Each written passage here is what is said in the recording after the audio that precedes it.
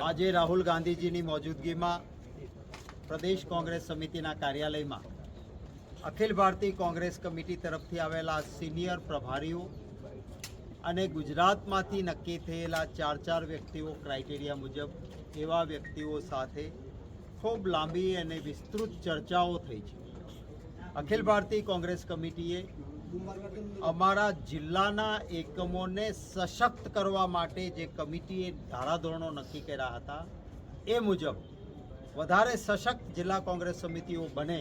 આત્મનિર્ભર પણ બને અને સાથોસાથ લોક કલ્યાણ માટે લડે, આ માટે ઉત્તમ નામો ત્યાં 3 દિવસનો કેમ્પ કરીને બહુ જ મોટા આગેવાનો રાષ્ટ્રીય કક્ષાના છે, આખા પ્રદેશના પ્રભારી રહ્યા હોય, સાંસદો હોય, રાજ્યોમાં કેબિનેટ મંત્રીઓ રહ્યા હોય, એવી એક વ્યક્તિઓ જિલ્લામાં સાથે 4 સ્ટેટના આગેવાનો સાથે જશે. એક સમયબદ્ધ કાર્યક્રમ નક્કી થયો છે. એ જિલ્લામાં સંવાદ કર્યા પછી યોગ્ય વ્યક્તિઓની નામોની છટણી કરશે, એના માટેની પ્રક્રિયા પૂર્ણ કરશે અને એ પછી પ્રદેશ સમિતિ પરામર્શ કર્યા બાદ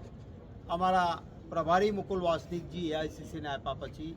નિમણૂકો પણ થશે.